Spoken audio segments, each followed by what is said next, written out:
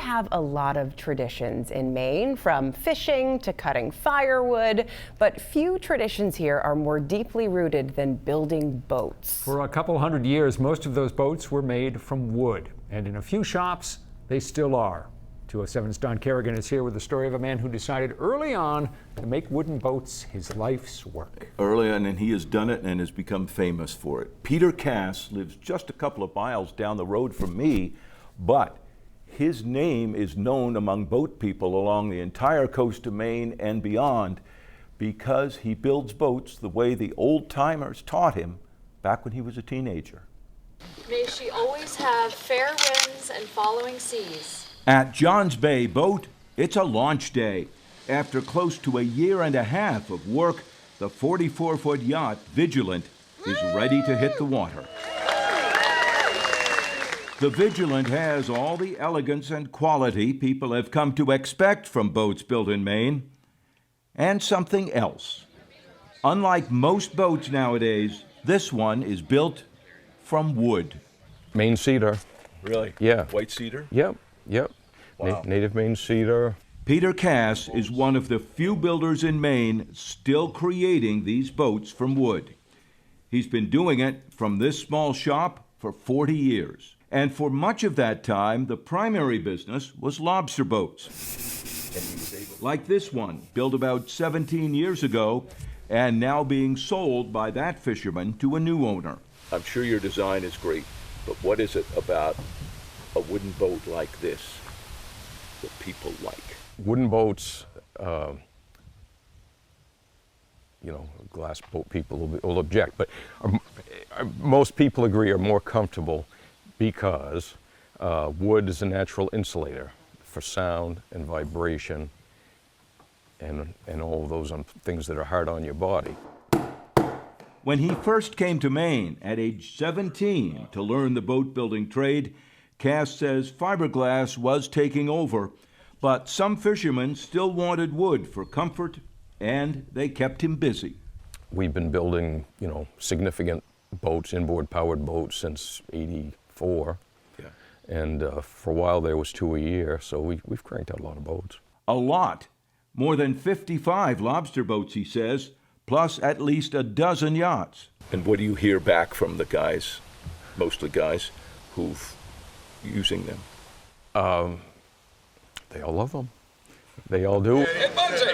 They like them so much, a crowd of his customers typically shows up at every launch. The boats all begin like this, the heavy wooden keel and the stem for the bow. And it's got to be perfect, doesn't it?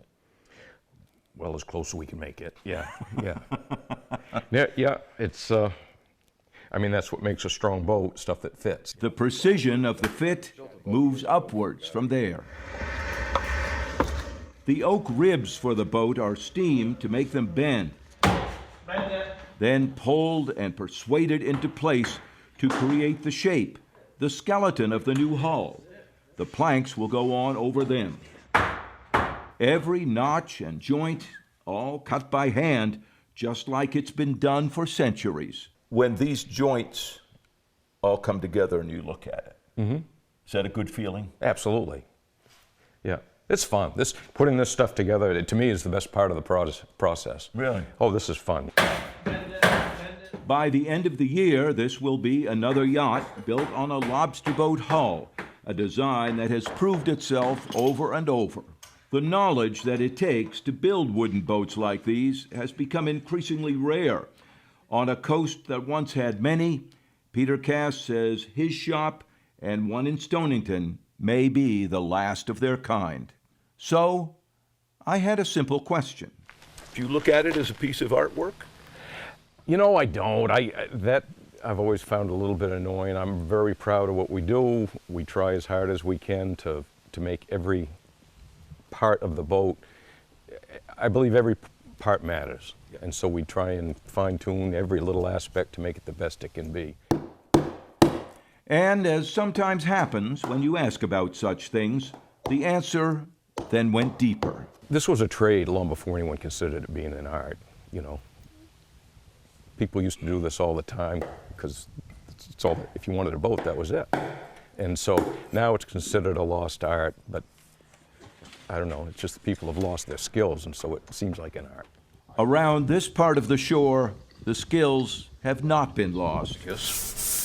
They are still working, still crafting wood in the way it's been done by generations before, transforming nature into machines of function and beauty, art or trade, or maybe both, where hands, minds, and eyes can still work wonders.